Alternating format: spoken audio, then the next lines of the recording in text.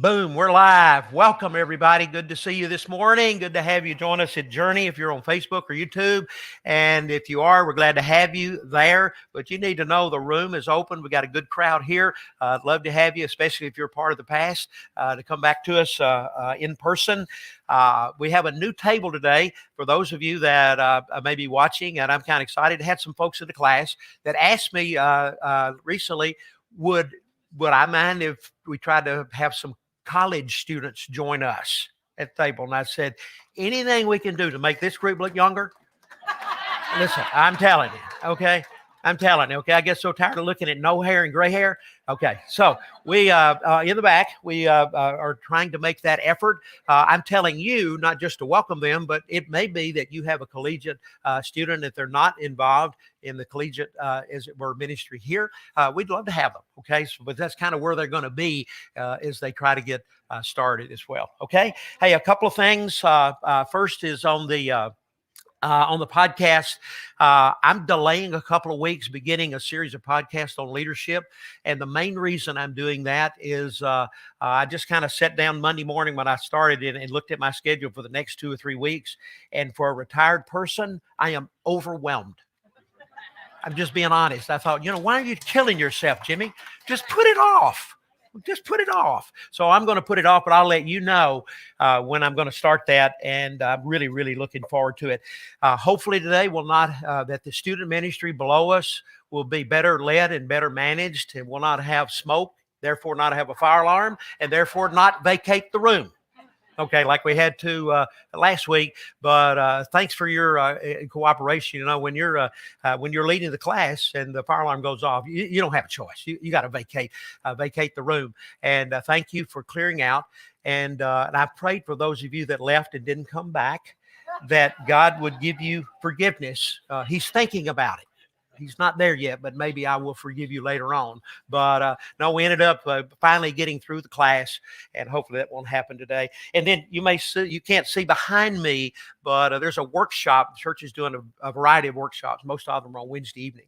And one of those, though, is Sunday, and it starts today for a few weeks. It really is not disrupting us in any way, but they got a stage set up behind me, and there'll be folks coming in probably around 11:10 or so. So try to finish up if you can your group around 11:05, 11:10, so they can get in here and do any final touches that they need to do. Okay, so keep moving past the podcast, and then the next one, please, is I've had it's really been a busy week, which is a good way. Folks join us on Facebook and on subscribing on the YouTube channels. So if you've not done that, especially those of you who are guests, this is how I stay in touch with you on Facebook, especially. So please join the group and then subscribe on the channel. And then one more, I think that I got before I get into the lesson. I had, I don't know what's going on, but this week was a busy week of folks inquiring about the Israel trip in October. So I do plan probably in the first or second week in May to have a Zoom one night with the tour guide. And I'll get you that information so you can join us, so you can just find out a little bit more, get any questions answered that you might want to have. But everything at this point is still a go. And then this is the last time I'll mention the last series on Don't Be Deceived. It's all available on YouTube. Just go there and search for me. And all 10, I think it was 10 of the messages are there. And if you want to re-listen to those, glad to have them. And then again, I'm still trying to give away a liner for the birdcage. In my book, Unwrapping Your Gifts. So if you need liner for your parakeet cage, I've got it right here. They're free. Please take them. My wife said no more room in the garage. No more room in the garage. Okay. All right. Open your Bibles to Genesis chapter 37. Genesis chapter 37. I began this new series last week on the life of Joseph. Life of Joseph. Profile in courage. And he's one, you may remember opening last week. Spent a lot of time last week on his father, Jacob.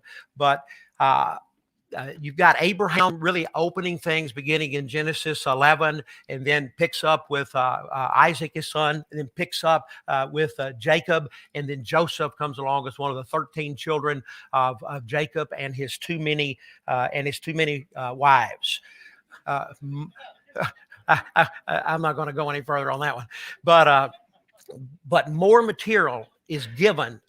More material in Genesis is given to the patriarch Joseph that we're studying than any one of the other four, which volume usually screams importance in Scripture. So there's something that's unique about Joseph that wasn't necessarily found as much or unique in Abraham, Isaac, or Jacob. We learned last week that Joseph grew up in a dysfunctional family. And one of the questions I had you wrestle with last week when we broke into the groups was talk about some dysfunctionality in your family. Okay. And I kind of got word, I did, that was a little uncomfortable for some. And I'm going to encourage you to let that be less comfortable. And the reason is this: we have a commonality there. Every one of us in the room has some dysfunctionality in our family. Every one of us. Okay. It may be ours. It may be when we grew up, but there's a little bit of healing that takes place when you realize that you're not in this alone, even as a believer. And when you go back and you begin to look at the march of humanity from Adam and Eve, family dysfunction. Noah, family dysfunction. Abraham and Sarah, and there you get family dysfunction. Isaac, Rebekah, family dysfunction. Jacob and his multiplicity of wives, family dysfunction. The brothers in Joseph, family dysfunction. I mean, don't you see a pattern there? It just happens, okay?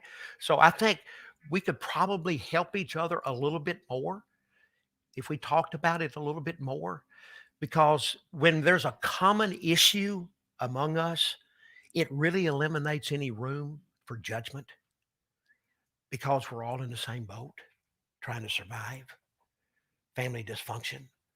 So I felt like I needed to, kind of speak to that. But again, going back to Joseph's situation, Jacob, the very name Jacob means deceiver and cheater and swindler. And his wife, Rachel, really wasn't a whole lot better. And that's the family that he grew up in. Then you add having 11 brothers and one sister, as we'll see today, that made life miserable for you and despised you as a younger sibling. When we come to Genesis chapter 37 and verse 1, we find Jacob and all of the children. The youngest would be Benjamin. Benjamin is very young. Joseph is 17, as we'll see in just a minute. And the rest of the brothers are probably 18 to early 30s. So you got a bunch of kids from multiple wives in here, all, as it were, dwelling together. Now they're all at chapter 37, verse 1. Jacob dwelt in the land of his father's sojournings. Abraham settled, Isaac settled there in the land of Canaan. I'll show you a map in a little bit, but Hebron is where they settled, which is probably 20 to 25 miles, give you a little landmark, south of Jerusalem. And again, I'll show you a map in a few minutes. And this is the history of the family of Jacob. We will begin to see today, and then marching forward, that Joseph not only grew up in a dysfunctional family through no fault of his own, begins to experience one heartache, tragedy, difficulty, suffering, one after another for the rest of the book of Genesis until his death. And as I reminded you last week, nothing in Scripture is ever recorded negative about Joseph, who grew up with these kind of difficulties. Against all odds, none of us have faced anything close to everything that Joseph faced. And never is there any response out of Joseph other than trusting in the faithfulness of God to do what he said that he would do. I don't know how much Joseph knew of his daddy's dealings with God We talked last week at least 6 times Jacob, whose name was changed to Israel, God rules. And he got better as he made his way through life. He had at least 5 encounters before Genesis 37 with God. He had at least one more later on before he made his trip down to Egypt. Whether or not Joseph knew about daddy's dealings with God, I don't know. I don't know. I'm saying that because I don't know how much Joseph knew about his God. And the reason that it puzzles me is his courage and faithfulness and trust in a God that I'm not sure he knew very much about. And I think about my relationship with God, and really probably most of you in the room who've been walking with God for a long time, we certainly have a whole lot more information about our God than he did. And yet, he had the courage to not just believe in, but to trust God through some of the most difficult circumstances in life. Not just a dysfunctional family. He had the courage to trust God in the midst of that family conflict. We'll see next week the courage to trust God in the midst of unbelievable temptation. The courage to trust God. I made a list early this morning to trust God when treated cruelly by his own flesh and blood, his brothers. He had the courage to trust in God when his own family brothers sold him into slavery and he found himself in a foreign land. And then imprisoned and forgotten. I mean, on and on, one after another. Tragedy and difficulty. And the more I thought about that, the more this question comes to mind. Next slide.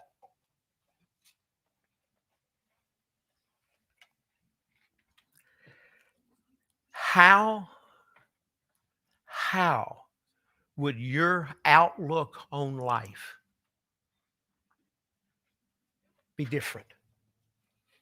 How would your outlook on life change if you and I had the courage? If you and I had the courage to absolutely, to really and to truly believe God was with me in every situation of life. That is a profound question.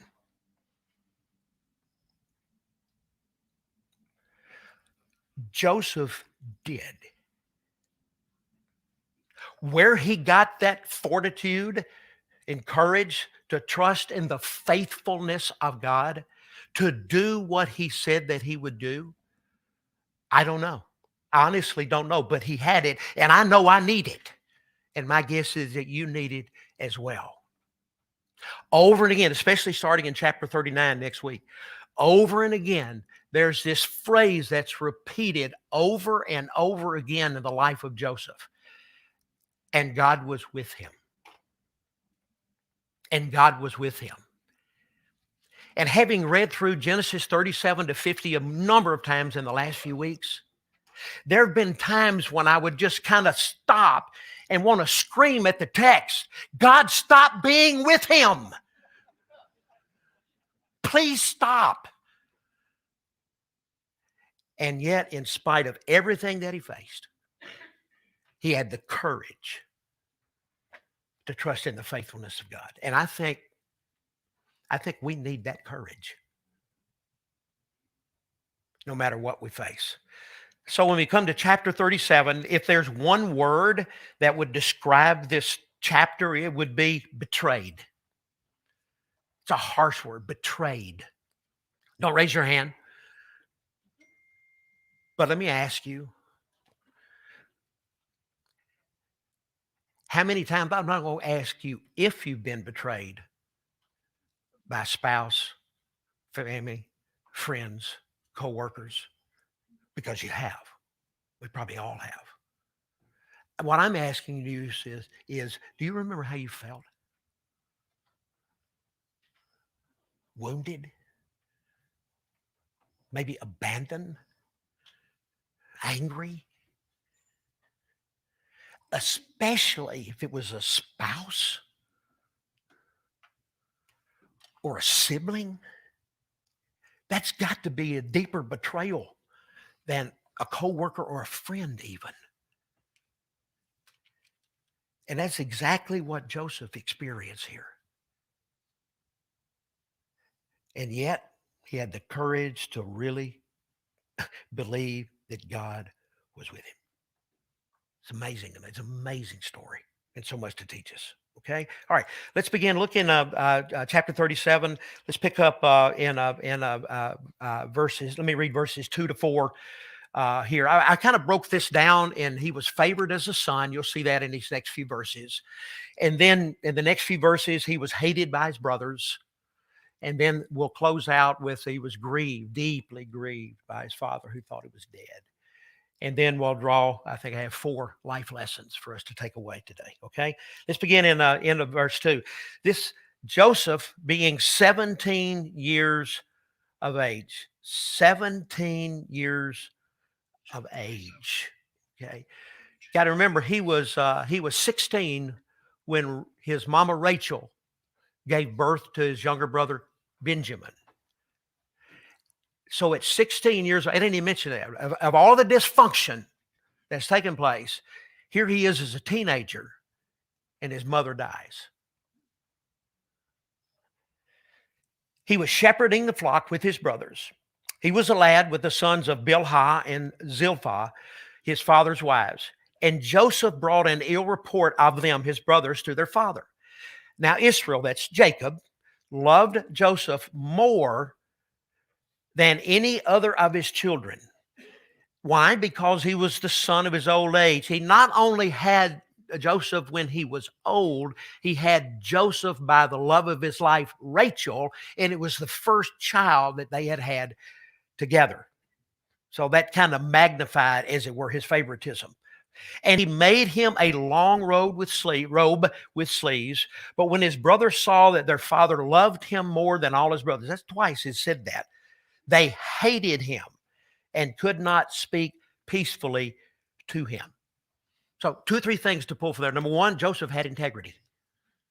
He had some kind of a moral compass. Now, maybe in his teenage years, maybe he was naive and going back and tattletelling on his brothers to daddy. But nonetheless, he had some degree of a moral compass. Anytime we tell on people, anytime we walk with honesty and integrity, and we end up exposing those who don't, it never goes well. Never. In John chapter 3, in John 3, verse 20, Jesus says, "For everyone who does evil hates the light and does not come to the light, lest his deeds should be exposed." We don't like being exposed, do we? We don't like people telling others where we've not measured up and where we failed and where we maybe have been wrong. We all do. We want to react to that. We feel even that is a form of betrayal as well. And yet Joseph's integrity allowed him to give an ill report. We don't know what the ill report was. We don't know. I'll share with you in a few minutes kind of what I think it probably was, but it's conjecture on my part. I just know that living with people of integrity can be very intimidating, can be very convicting.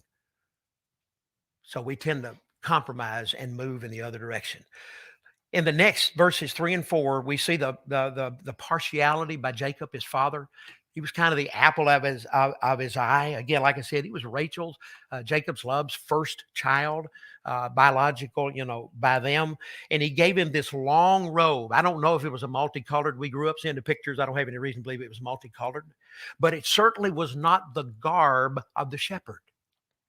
The shepherds usually wore a sleeveless tunic and almost like shorts because it was hot shepherding those stinking sheep. So giving this, showing additional partiality, not just in loving him, but in giving him this long sleeved robe all the way to the ground. It was a robe that simplified honor and position and respect. What would be the message in giving him a robe? It would be this: you're not going to be a shepherd. You're not going to be out there with those stinking sheep like your brothers are, because you're better than your brothers. How do you think that would come across to the brothers? Not very well. And they already hated him. And it says two more times, and they hated him all the more. And if that's not bad enough, they hated him all the more. It just kept getting worse and worse. And they hated him so much. These are his brothers. They hated him so much, they couldn't even have a civil conversation with him. Wow. They couldn't even say a kind word about him. And then in verses 5 to 11, we pick up with these dreams that will come up in Jacob's life. Verse 5, now Joseph had a dream, and when he told it to his brothers, though there's nothing ever negative said about Joseph in Scripture, you do wonder sometimes, did this young man in his naivety not have a filter? Are you just trying to tick them off? Trying to make it worse? So he told his brothers, and they hated him the more. He said to them, hear this dream, which I have dreamed. Behold, we were binding sheaves in the field, and lo, my sheep arose and stood upright, and behold, your sheaves gathered round and bowed down to it.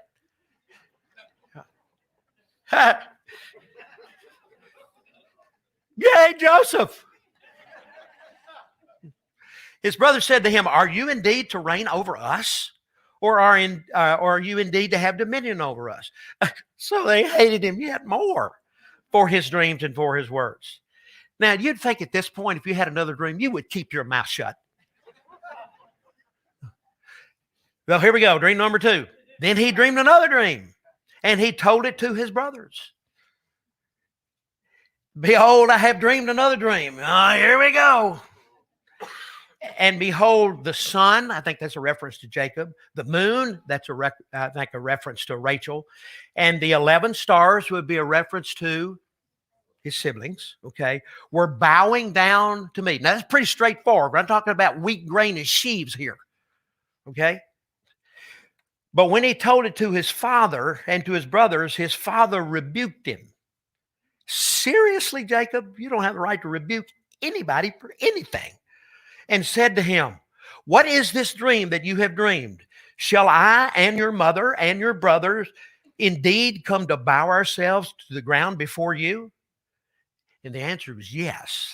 We'll see that later in the study. And his brothers were jealous of him, but his father kept the saying in his mind. Kept the saying in his mind. 2 dreams. Got to remember, the situation of this kid, the home that he's grown up in, where things are heading. Those dreams tell me one thing, that God had a plan. God had a plan. And he revealed that he had a plan to Joseph. Please keep that in mind beginning after today, with the sold into slavery, imprisoned, forgotten, moving forward over the next 10 to 12 years. That he knew that God had a plan, but it seemed like it wasn't coming together at all. So we moved into verses really 12 and following. I want to back up this hated by his brothers. I've already alluded to it, but I grew up, there were 2 children in our family. I had an older brother, Tommy, and me. Tommy was 4 years older than I was. And as I have shared before, and I'll bring it up again in a minute, there was no question. And I recognized it and milked it to everything possible as a young child and as a teenager. I was the favorite. I was my daddy's dream child. I could succeed where my brother, who had cerebral palsy, would never succeed. I was smarter. I could play sports. I was an athlete. I was the favorite, and there was no denying it to anyone who knew our family. It was amazing that my brother Tommy, as far as I know, never held that against me. Because of our 4-year difference, we did not have necessarily a close relationship, but growing up in a small town and going to a small school, I always knew this. My brother, no matter what happened, If somebody took advantage of me, he was going after them, even with cerebral palsy. I knew that. It just seems right that the older siblings, male or female, bear some and want the responsibility of taking care of their younger brothers and sisters, right? Of course.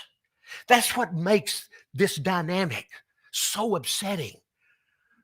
When all of these older brothers, except Benjamin, when all of these older brothers should have been there to protect Joseph, they weren't. In fact, they're the ones who hated him all the more, hated him all the more, were envious and jealous of him. I mean, it just should not have been. Now, that emotion of hatred and jealousy and envy and strife and rivalry now makes its way into action. It doesn't remain just emotion anymore. Look at verse 12. Look down at verse 12. We'll pick up there. Now his brothers went to pasture their father's flock near Shechem. That's about 50 miles north of Hebron. And Israel said to Joseph, Jacob said to his son Joseph, are not your brothers pasturing the flock at Shechem? Come, I will send you to them. And he said to him, here I am. Joseph said, here I am, Father. So he said to him, go now and see if it is well with your brothers and with the flock, and bring me a word again. So he sent him from the valley of Hebron, and he came to Shechem. Okay, look at the map. Let me, go on by, then we'll come back. Go on by, get me to the map. There we go. I don't know that you can see all of this, but here's Hebron. Here's Beersheba, where things kind of all got started as they made their way toward Promised Land. Down in here, you can see Jacob. Esau. Here, Hebron. Here's Jerusalem. Here's Bethel. We talked about that last week. Here's Peniel, where he had another vision from God. And here's Shechem. So you go from Hebron to Shechem. And you'll see in just a minute when I read it, he makes his trek up here to find the brothers at Shechem. By the way, you remember what happened at Shechem? They shouldn't have been at Shechem, but Jacob and all the kids ended up in Shechem. And while in Shechem, the only daughter in the family gets raped. Not good memories, okay? And two of the brothers are so ticked off that their sister has been violated that they killed every male in town. So that's Shechem. And he gets to Shechem looking for them, and I'll read in a minute, and they're not there. Said, have you heard? Oh, yeah, they're not here. They're in Dothan, another 20 miles north. Okay, now all of that raises several questions in my mind. We got no grass in Hebron?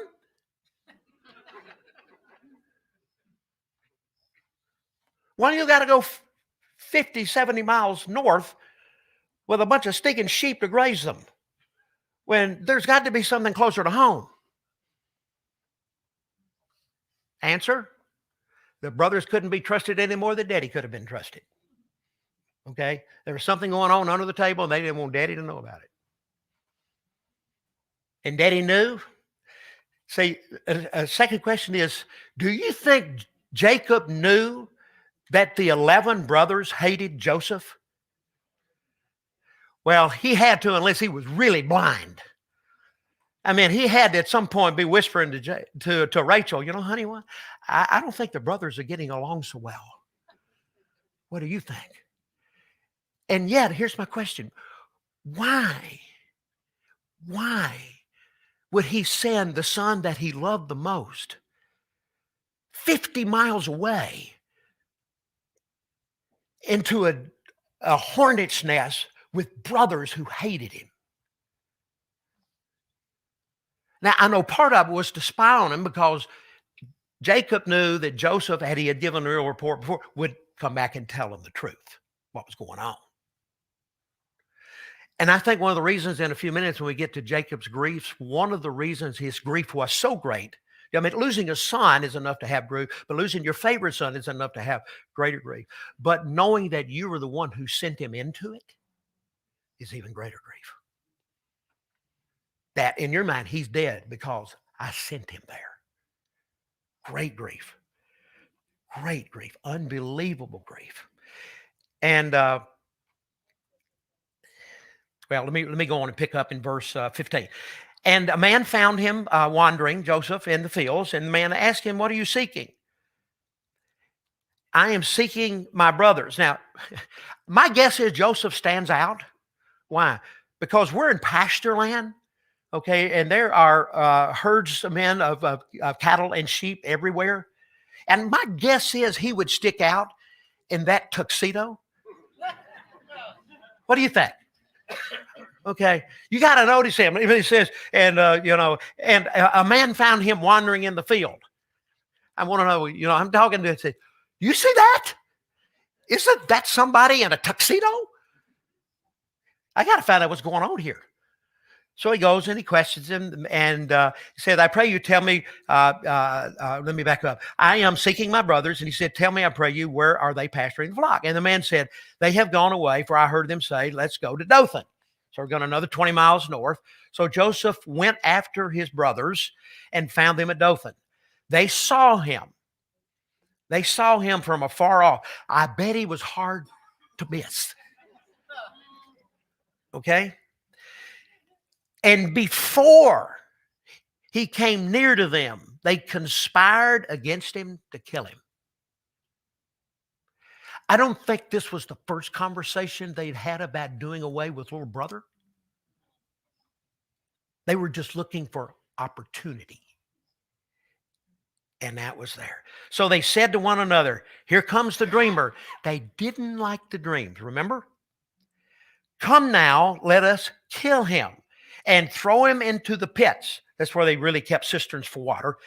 "That we shall say that a wild beast has devoured him, and we shall see what will become of his dreams." All of the scheming and the deception.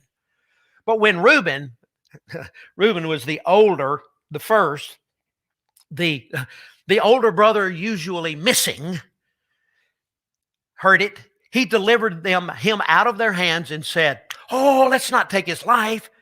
Let's don't kill him." And Reuben said to them, "Shed no blood. Cast him into this pit here in the wilderness, but lay no hands upon him, that we might rescue him to restore him, to restore him to his father." So when Joseph came to his brothers, they stripped him of his robe, and I bet they enjoyed every second of it. The long robe. I mean, notice the added emphasis here. He could have just said they stripped him of his robe. Everybody knew what the robe was.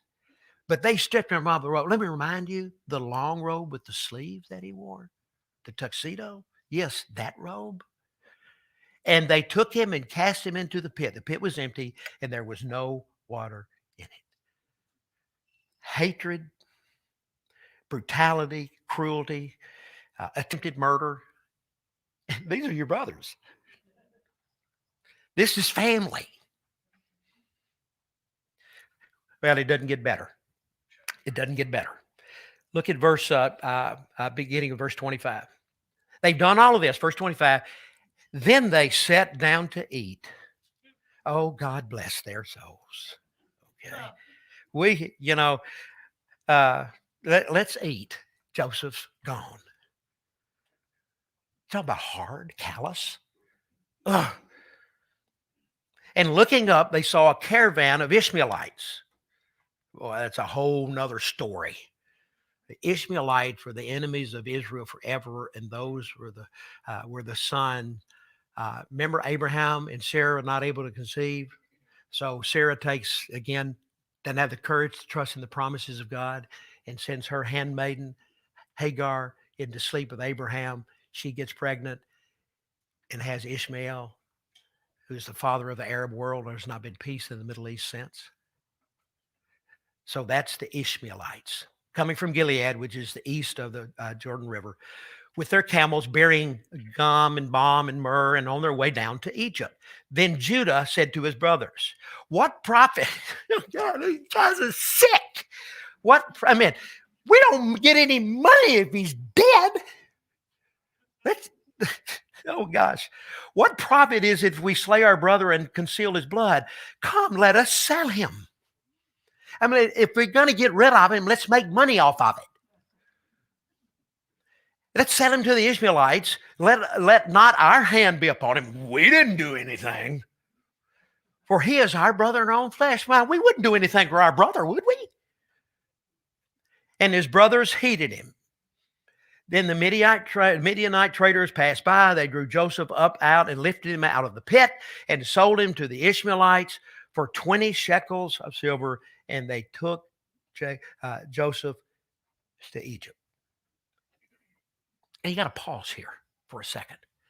And let's get, if possible, into Joseph's sandals. 17 years old. Mom died when he was 16. If he knew anything about Daddy's dealings with humanity, he was a lie and a cheat. And if they knew anything about if you knew anything about his dealings with God, it had to make him wonder what kind of God would speak to somebody like you. And now he's got 11 brothers and a sister. And now the brothers who should be taking care of him throw him in a pit and then decide to sell him into slavery as a 17-year-old heading to a foreign country with at least 2,000 god and goddesses, away from home and away from family. Can you imagine? If I'm Joseph, I have one question. Why? What have I done to deserve this? I have tried to practice honesty and integrity to do what's right. And this is what I get. God, stop being with me. Please. I can't stand it, nor do I think I can live. What's going through this 17-year-old's mind as he is a slave? Can you imagine what? He knew what slavery was like, and now he is one. Verses 29 and following, you get the grief of Daddy.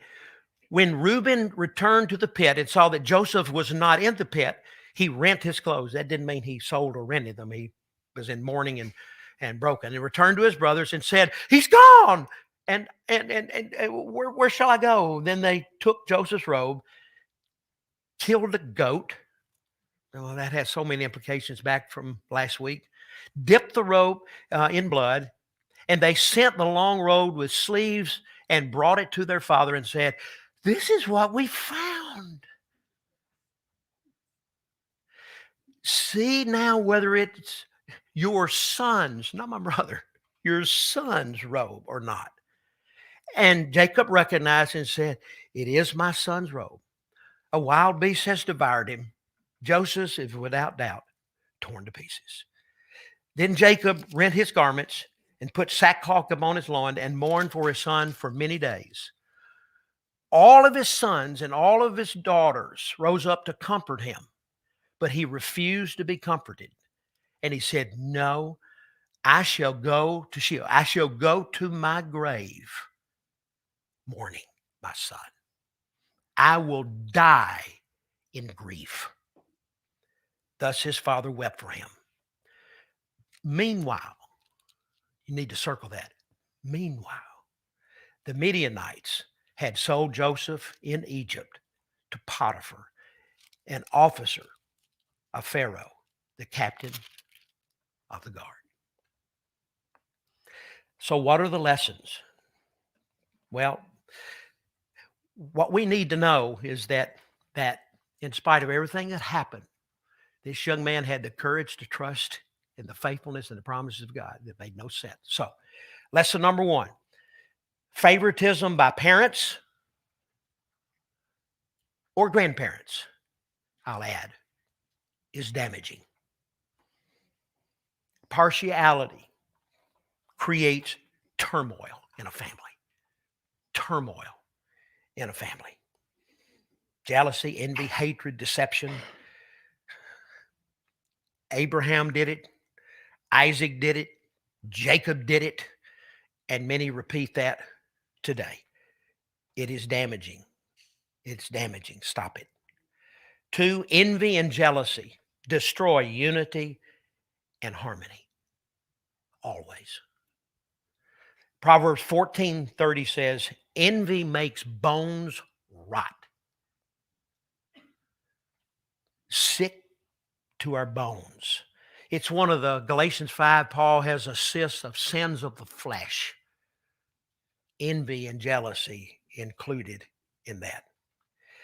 But what we need to realize that God is so great that he can even work out his purposes when people are at their worst. That's a good thing to hold on to because people can be pretty bad.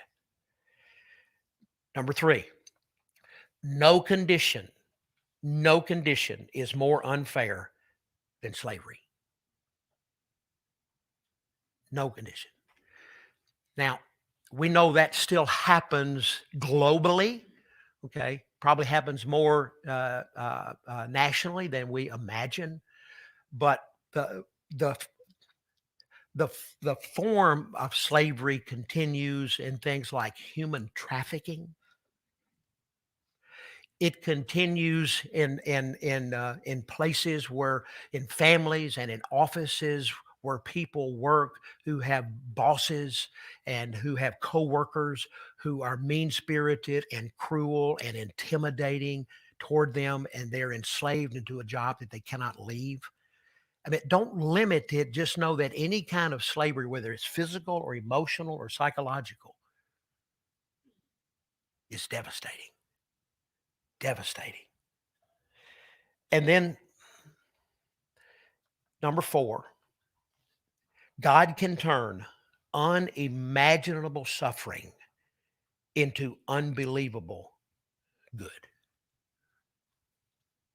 God can turn unimaginable suffering into unbelievable good. God, all the way back to the birth of Jacob and Esau that we saw last week, God told Isaac that the older will serve the younger, which was Jacob. In spite of Jacob's misgivings and failures and sinfulness, that's who God chose. To Jacob, son after son was born, and then the next to the last one was Joseph, for whom the promise had been given to Abraham, Isaac, and Jacob, and repeated to Jacob several times. If he didn't know beforehand, when Daddy gave him that coat, it had to have sent the message. And then you add the dreams. So Joseph, even at 17, I believe, had to have some inkling that God was up to something. But God had to orchestrate events in order to position Joseph, frankly, to save not just the Messianic line, but to save the world, which was controlled by Egypt. So in order to get him in position to do that, he's got to get him to Egypt. Meanwhile, in the white space here, God is at work, fulfilling his promises. If we have the courage to absolutely believe that we can trust him in any circumstance of life. Here's the question. How would your outlook on life change if you and I, like Joseph, had the courage to absolutely, completely, really, truly believe that God was with us in every circumstance of life?